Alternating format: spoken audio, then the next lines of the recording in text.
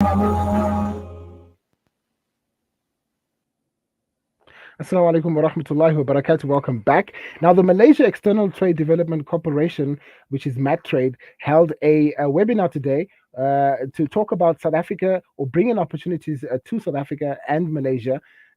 Participating in this webinar were the High Commissioners of both countries, that is His Excellency Muhammad Nizam Mohammed of Malaysia and His Excellency Dr. D.E. Malcolmson.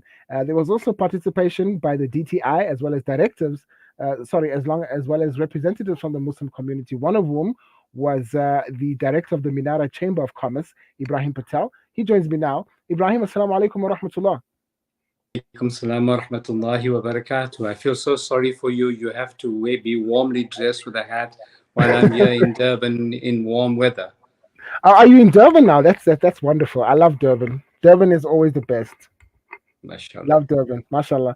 Okay, cool. Thank you very much for talking to us today, Ibrahim. The webinar that you attended today, talking about opportunities between Malaysia and South Africa, as I mentioned in the intro, quite a high level participation from the DTI, from the high commissioners of both countries, as well as yourself.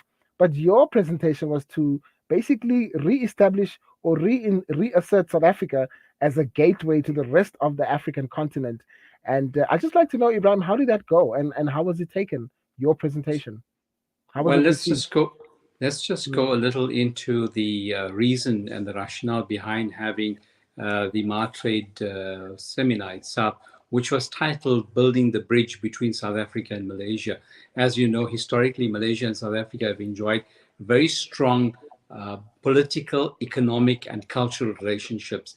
Over some time, part of that relationship has become a little less strong because we've drifted further apart from each other because of our own little changes in the dynamics of our countries. So this was to reignite and reinvigorate that strong political and economic relationship.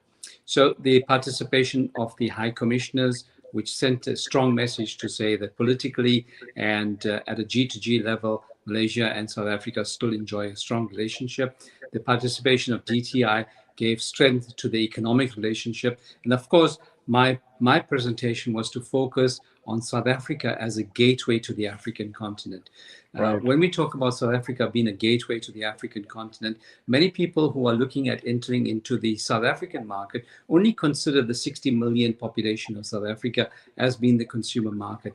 But as we know, that South Africa, because of its unique location at the southern tip of Africa and having the very robust infrastructure that we have, the mature systems that we have in place, the regulatory environment, and we have a very sophisticated financial system which allows international business to transact across the entire continent. And these are the strong points that we have as a country. And we need to springboard those strong points as being the gateway into Africa.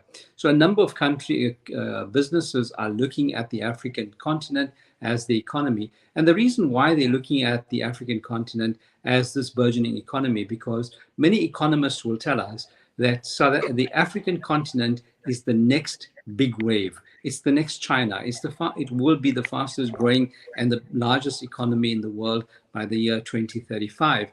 And so businesses are now getting attracted to the African continent. We have 1.2 billion people on the African continent. Majority of them are below the age of 40, so we have a young population. We have almost $1.9 trillion consumer spend. That's a huge market.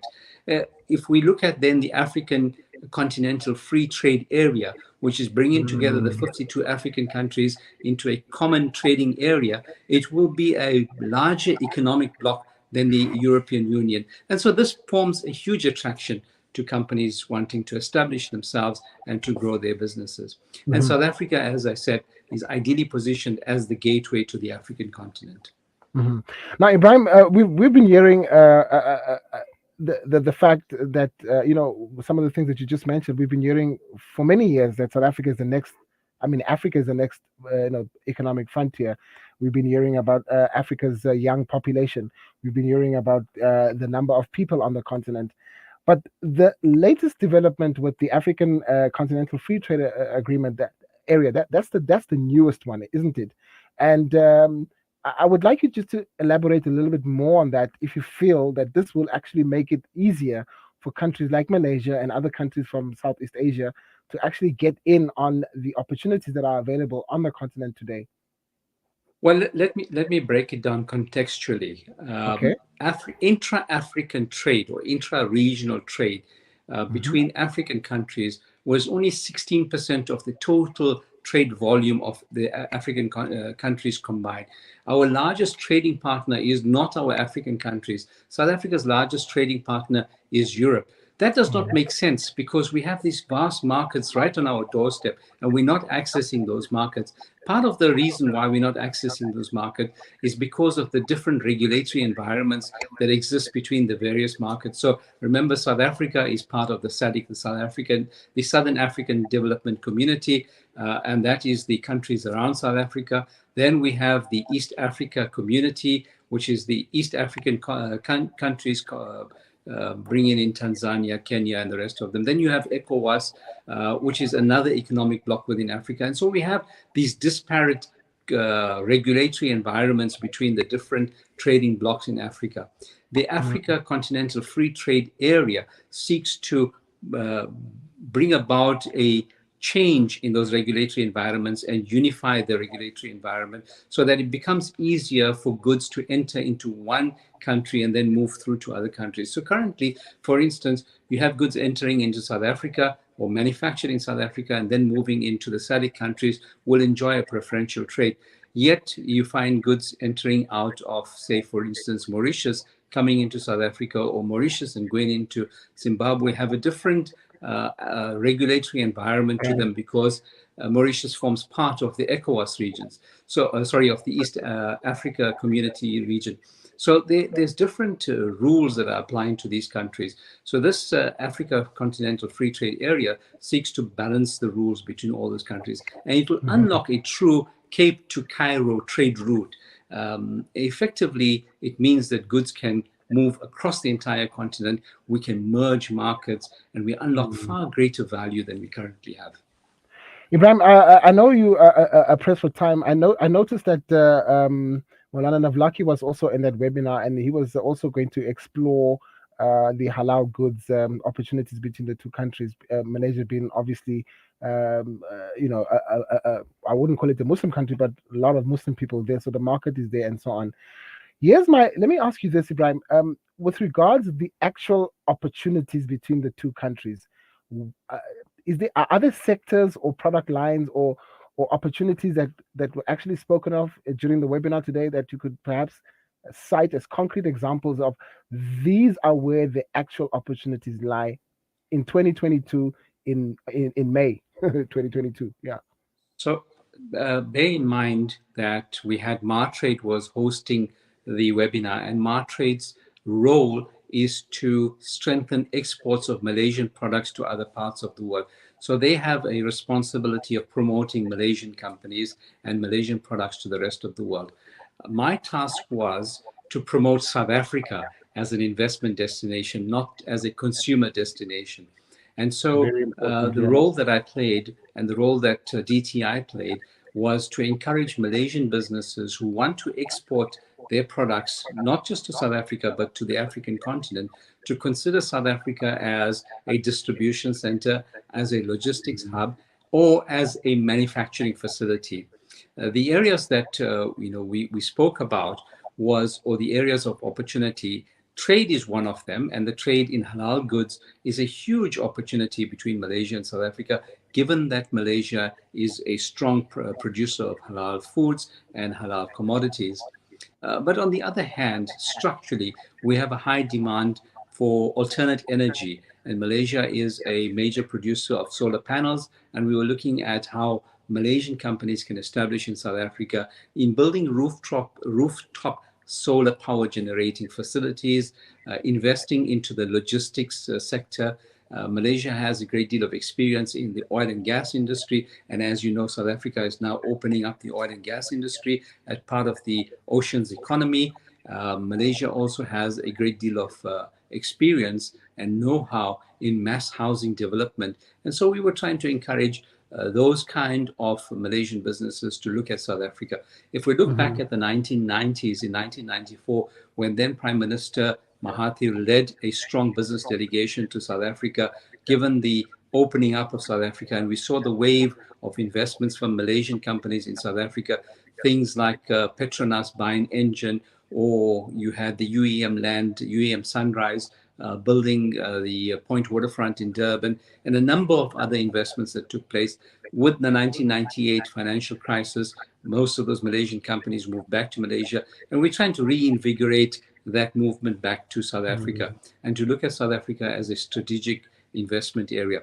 So some of the things that we spoke about was in terms of education, how Malaysian companies that have already transcended into virtual education can look at the burgeoning economy of or the demand for quality education on the African continent and marry the two together. We looked at technology and technological platforms, which Malaysia is very strong in, and how companies based in Malaysia can look at the African continent. So it's not just about trade, but how we can broaden the diversity that exists between in our economy. Ibrahim, thank you very much for your time. And, this is a very interesting discussion. And the question that I asked on the caption that's actually going across the screen is South Africa still considered the gateway to Africa? I guess you've answered that question.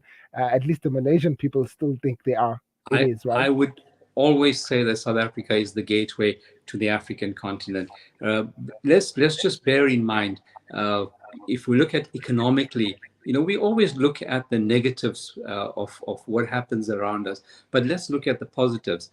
We are in a country where the inflation rate this week that Stats SA and the Reserve Bank have put out the inflation rate, and the inflation rate has just topped 5.6%. But consider that on the back of the US having a 9.1% inflation rate and the UK having a 10% inflation rate. And then we see contextually that we are still faring a lot better than other countries in the world. We might look at the negatives that are happening around us, but we need to start picking up the positives and building on those. And South Africa's infrastructure, roads, and world-class airports obviously is going to help in that bringing some of those investments here. Hey. Exactly. So we have 5 major ports in South Africa.